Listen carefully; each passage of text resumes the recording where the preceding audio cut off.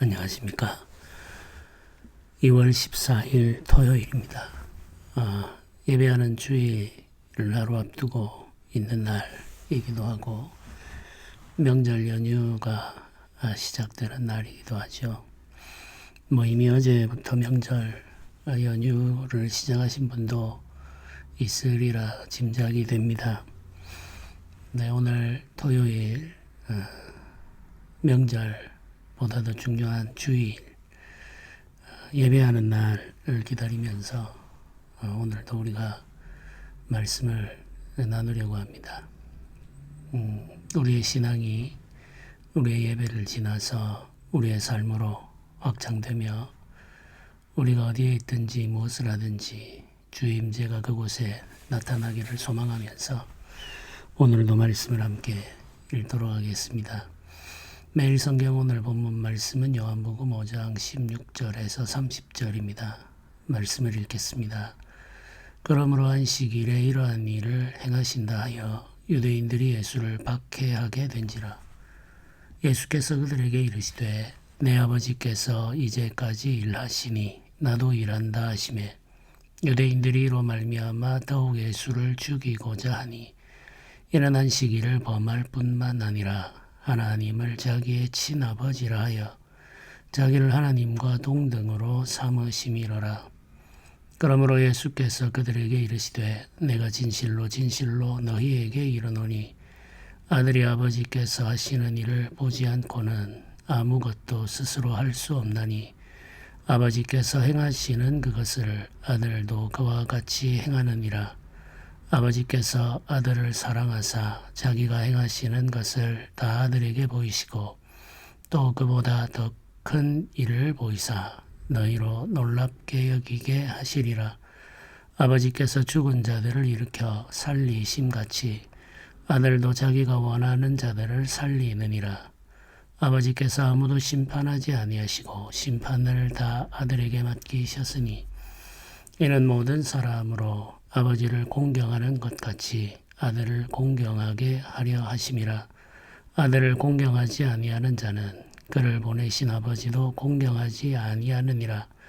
내가 진실로 진실로 너희에게 이르노니 내 말을 듣고 또 나 보내신 이를 믿는 자는 영생을 얻었고 심판에 이르지 아니하나니 사망에서 생명으로 옮겼느니라. 진실로 진실로 너희에게 이르노니 죽은 자들이 하나님의 아들의 음성을 들을 때가 오나니 곧 이때라. 듣는 자는 살아나리라. 아버지께서 자기 속에 생명이 있음같이 아들에게도 생명을 주어 그 속에 있게 하셨고 또 인자됨으로 말미암아 심판하는 권한을 주셨느니라.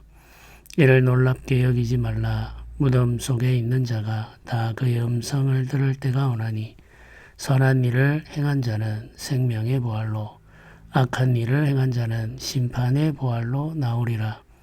내가 아무것도 스스로 할 수 없노라. 듣는 대로 심판하노니 나는 나의 뜻대로 하려 하지 않고 나를 보내신 이의 뜻대로 하려 함으로 내 심판은 의로우니라. 아멘. 요한복음 5장에 예수님께서 안식일의 병자를 고치심으로 말미암아 논쟁이 시작되었습니다. 안식일에 대한 논쟁이죠. 예수님과 당시 종교 지도자들 사이에 갈등이 시작되는데 그 주제는 안식일 때문이었습니다. 안식일의 병자를 고치셨다는 이유로 사람들이 예수님을 미워하기 시작했죠. 요한복음 5장은 박해라는 단어를 사용하고 있습니다. 마음속으로 미워할 뿐만 아니라 그 미움의 감정을 감추지 않고 드러내어 폭력적인 행동을 하고 있는 거죠. 사울이 다윗을 박해했던 것과 매우 유사한 구조를 가지고 있다고 생각을 하시면 되겠습니다. 유대인들은 예수님을 박해했고 예수님은 진리를 그들 앞에서 증거하십니다. 예수님께서 그들의 박해에 굴복하지 않으신 거죠. 내 아버지께서 이제까지 일하시니 나도 일한다. 이렇게 말을 하고 있습니다. 하나님께서 지금도 일하고 계신다 라는 사실을 분명히 말하죠.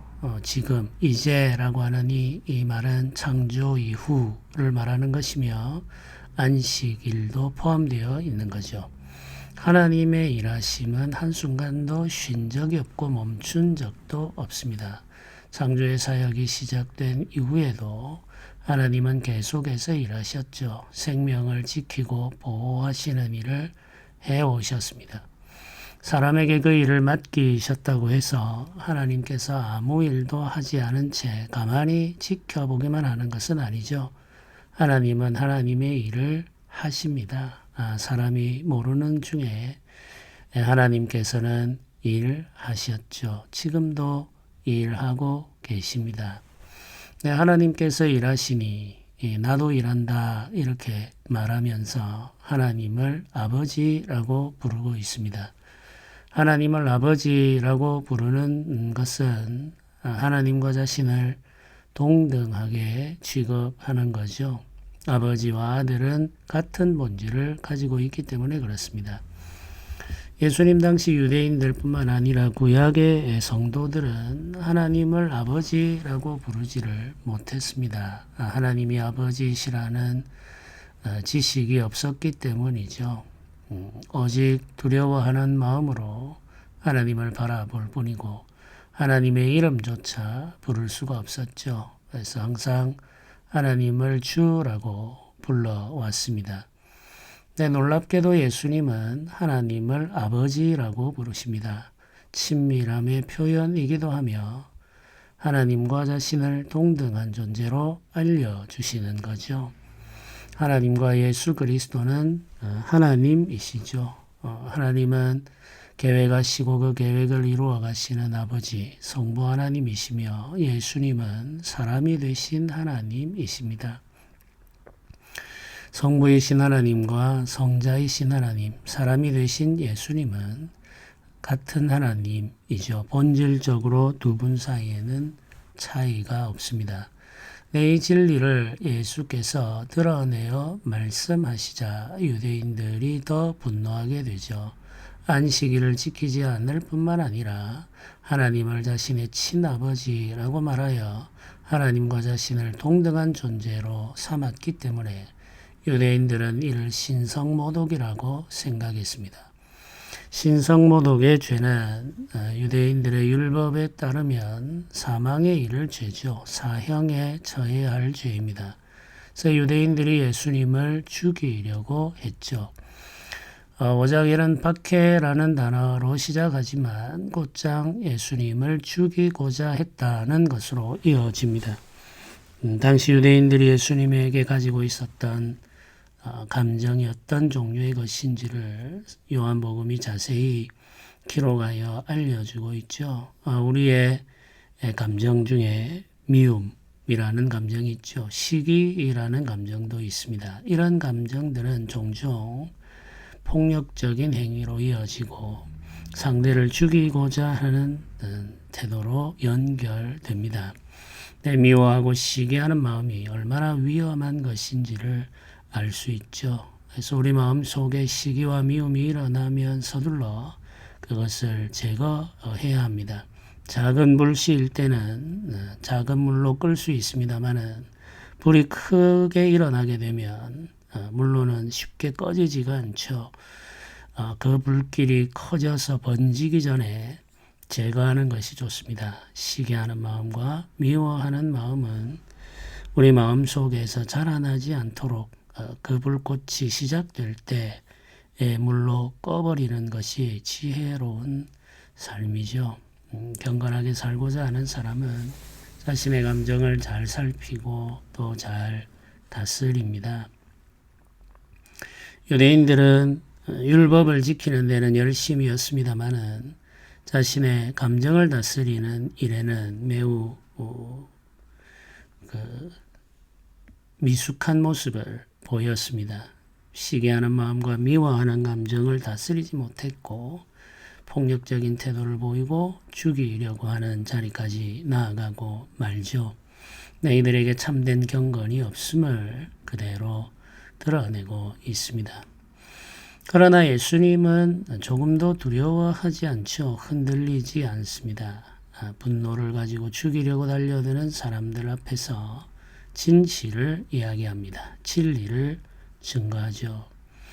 이어지는 말씀이 이렇습니다. 내가 진실로 진실로 너희에게 이르노니 아들이 아버지께서 하시는 일을 보지 않고는 아무것도 스스로 할 수 없나니 아버지께서 행하시는 그것을 아들도 그와 같이 행하느니라 이렇게 말합니다. 주님께서 행하시는 일은 아버지께서 행하시는 것을 보고 배워서 하는 것이다 이런 말이죠. 이제 우리가 일반적으로 경험하고 있는 일이죠. 아버지가 하는 것을 보고 아들은 배워서 행동합니다. 걸음걸이도 거의 똑같이 흉내내죠. 의식적으로 하는 것이 아니라 본능적으로 하는 것이죠. 목소리, 말투, 걸음걸이, 선택하는 것들 보면은 자녀들은 그 부모를 닮아 있습니다. 하나님께서 행하시는 일을 보고 예수께서 그와 같이 행한다 라고 말하므로 예수님이 행하시는 이 일이 아버지에게로부터 왔다고 증거하고 계십니다. 병든 자를 고치고 죽은 자를 살리고 회복하는 일들, 이 일은 아버지의 일이며 그 아버지께서 행하시는 일을 보고 아들이 행하시는 것이다 라는 사실을 우리는 말씀을 통해서 보게 되죠. 이어지는 말씀이 이렇습니다. 아버지께서 아들을 사랑하사 자기가 행하시는 것을 다 아들에게 보이시고 또 그보다 더 큰 일을 보이사 너희로 놀랍게 하시리라 이렇게 말씀하시죠. 이제 하나님 아버지께서 아들이신 예수 그리스도를 사랑한다 이렇게 말합니다. 사랑하시기 때문에 그 행하시는 일을 아들에게 다 보이신다는 거죠. 그 행하시는 일을 다 보이셨고 그보다 더 큰 일도 보여주셔서 너희로 놀랍게 하실 것이다 이렇게 말합니다. 이 더 큰 일이라고 하는 것은 죽은 자 가운데서 그 아들을 살리시는 일이죠. 그래서 이어지는 21절에 죽은 자들을 일으켜 살리심같이 라고 말하므로 죽은 자들 가운데에서 다시 살아나실 예수 그리스도의 부활에 대해서 이제 미리 예고하고 계시는 거죠. 하나님이 행하시는 일은 죽은 자들 가운데에서 그 사랑하는 자들을 살리시는 일입니다. 생명의 역사를 이루는 일이죠. 38년 동안 질병에 갇혀 살았던 사람, 그 사람은 죽은 자와 같았죠. 생명이 있는 삶이라고 할 수가 없습니다. 고통의 무거운 짐을 지고 살아갈 수밖에 없었기 때문에 그의 삶은 거의 죽음과 같은 거죠. 예수님께서 그를 고쳐주심으로 그에게 생명을 주셨습니다. 그에게 새 삶을 주신 거죠. 이 사람은 다시 생명을 얻어 부활한 자와 같죠. 하나님 아버지께서 사람들에게 생명을 주시는 것처럼 아들이신 예수 그리스도께서도 사람들에게 생명을 주십니다. 생명을 주시려고 이 땅에 오신 예수 그리스도라고 우리는 찬양하며 고백하죠. 아버지께서 생명을 살리신 것처럼 아들도 생명을 살리죠. 그리고 그 아들을 믿는 교회도 생명 살리는 일을 하게 됩니다. 이 생명 살리는 일, 이 생명을 회복시키는 일, 이 생명이 복되고 풍성하게 하는 것이 교회가 하는 본질적인 사역이라는 사실도 우리는 기억해야 되겠습니다. 아버지께서 사랑하시는 그 아들과 함께 생명 살리는 일을 하실 뿐만 아니라 그 아들에게 심판을 맡기셨다 이렇게 말하죠. 아버지께서 아무도 심판하지 아니하시고 심판을 다 아들에게 맡기셨으니 라고 22절에 기록하고 있습니다. 아들에게 심판을 맡기신 이유는 무엇인가? 이것은 아버지를 공경하는 것처럼 아들도 공경하게 하려는 뜻이 있기 때문입니다. 아버지께 나아가기 위해서는 아들의 심판을 견뎌내야 합니다. 아들을 지나가야 되는 거죠. 아들과 화평하고 화목하는 자만이 아버지와 화평하고 화목할 수 있습니다. 아버지를 믿기를 원하는 자는 아들을 믿어야 합니다. 아버지를 사랑하는 자는 아들도 사랑해야 하죠. 아버지는 사랑하면서 아들을 미워할 수는 없습니다. 그런 일은 일어날 수가 없죠. 아버지를 사랑한다고 하더라도 아들을 미워하는 자들은 아버지를 볼 수가 없습니다. 그 아들로 말미암아 심판을 받을 수밖에 없기 때문이죠. 예수 그리스도 없이는 아버지 하나님을 예배할 수가 없습니다. 예수 그리스도를 믿지 않고는 아버지 하나님께 나아갈 수가 없죠. 그래서 예수 그리스도의 이름을 의지하지 않는 예배, 예수 그리스도의 이름이 없는 기도, 예수 그리스도 없이 이루어지는 모든 것들은 우상 숭배이며 하나님과 아무 상관이 없습니다. 예수 그리스도를 하나님과 우리 사이의 중보자라고 말하는데 이는 예수 그리스도 없이는 하나님께 나아갈 수 없다는 의미를 포함하고 있습니다. 하나님께 나아가는 자는 반드시 그 아들 예수 그리스도를 믿어야 하며 그 아들 예수 그리스도를 의지해야 합니다.